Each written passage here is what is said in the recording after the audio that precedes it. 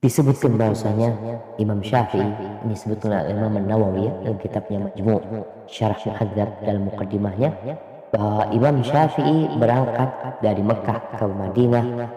Tujuan utamanya adalah belajar kepada Imam Malik. Itu tujuan utama. Dalam perjalanan menuju ke sana, ya ada cerita panjang, bahkan ada buku khusus yang berbincang tentang perjalanan Imam Syafi'i ke kota Madinah. Ketika sampai di kota Madinah, beliau datang ke Imam Malik. Ya, dengan perantara tadi wali Madinah atau gubernur Madinah.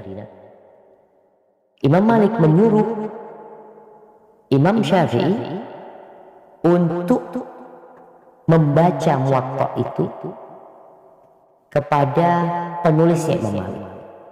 Kata Imam Malik, tamdi ila Habib katibi fa innahu alladhi yatawalla qira'at. Kau berangkat jumpain Habib, penulisku dia, sekretarisku, nanti dia yang baca. Yang kau yang dengerin, dia yang membaca. Karena dahulu jamaah yang namanya kitab hadis ini nggak ada harokatnya. Bahkan sebagian belum ada titik. Sehingga orang yang kemampuan bahasa Arabnya lemah, dia tidak akan mampu membaca kitab tersebut dengan baik dan benar. Maka diperlukan orang yang membacakan.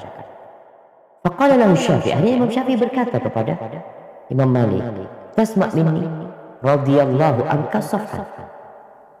Fa inni istahsanta qira'ati qara'tu 'alaik."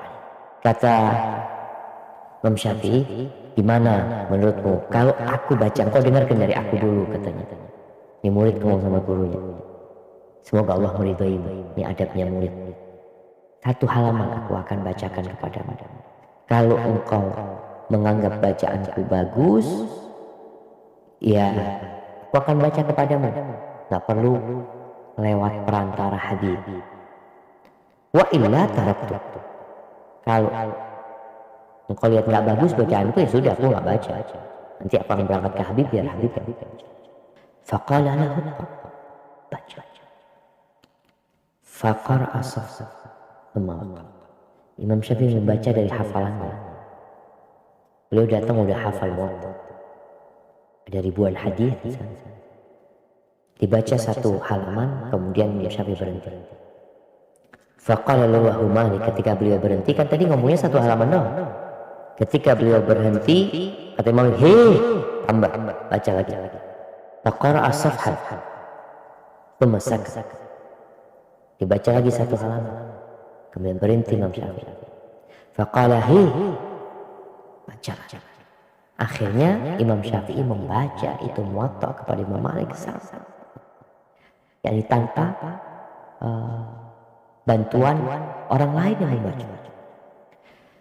Di situ Al-Imam Malik takut dengan Imam Syafi'i. Yang disebutkan umurnya pada waktu itu ya kira-kira 12 tahun atau 13 tahun beliau berangkat ke kota Madinah. Beliau takut. Maka kemudian beliau berkata kepada Imam Syafi'i, ittaqillah.